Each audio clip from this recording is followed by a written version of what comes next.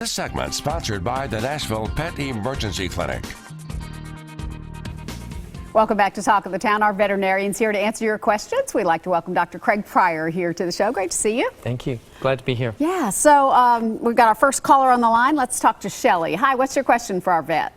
I've got an older dog. She's about 13 years old, and I've had her at the ophthalmologist where her third eyelid is coming up over her eyes, and her eyes are real bloodshot.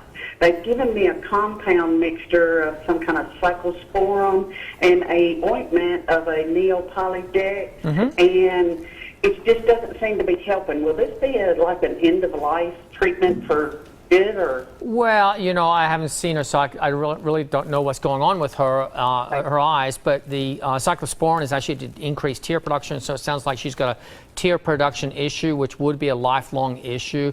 And then it sounds like they're using an antibiotic with a steroid to help get rid of all the redness on them. If you don't think it's helping, I'd encourage you to call them up and go back and get a recheck and find out what needs to be adjusted to get her under control. Hope she does really well for you. But I think you're going to be on long-term medications. All right, Shelley, thanks so much. Hope that helps you out.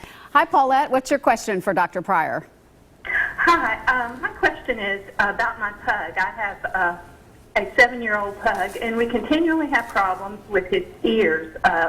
He scratches them until they bleed, and I try to keep them clean, and I don't know if it's allergies or what, but they look like they swell inside. Right, so often when we see problems with pugs like that, or any dog with that, where their ears are continually inflamed, the first thing I look at is that we probably are dealing with some type of allergy that's underlying, that's creating the right inflammation for infections to come out. A lot of times it's food allergies, so it's not the brand of food, it's what's in the food, the protein source or the carbohydrate source. So talk to your regular veterinarian about moving on to a hypoallergenic diet and doing a food trial for about 2 months. If you decide to do something like that, you need to feed a hypoallergenic diet exclusively as the only source of protein or carbohydrate, no treats, nothing else, and proof's in the pudding. If the ears clear up and you have no further inflammation, then it was a food allergy. It still could be some other type of allergy as well that's creating the inflammation. All right, Paulette, thanks so much for calling. Hi, Helen. What's your question for Dr. Pryor?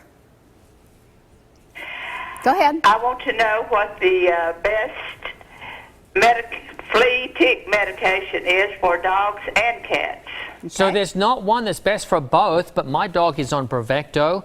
Bravecto is a oral chewable tablet, chewable treat that you give her, and it kills fleas and ticks for 3 months with one pill. So as far as cats goes, there's nothing that works great for both fleas and ticks on cats. You've got to be very careful what you use with them. My cats are on Revolution, which is, it does heartworms, intestinal parasites, ear mice, and adult fleas and flea eggs. My cat's actually having problems with ticks right now. So, in fact, we don't have that much problem with ticks with my kitties, but if I had to, I'd use something like Easy Spot, so I'd have to use 2 products. But I believe there are some new products coming out, so check back with your regular veterinarian on a regular basis. We keep up to date which are the best and safest products for your pets. Many products that can be used on dogs cannot be used on cats, so please be careful with that. All right, always want to check with your vet. Yes. And if you need a good one, there's this guy. Thank you. Dr. Craig Pryor with Murphy Road Animal Hospital. Get all the details online at murphyroadvet.com. Thanks so much. My pleasure. All right, we're back with another live check of the weather. Don't go away.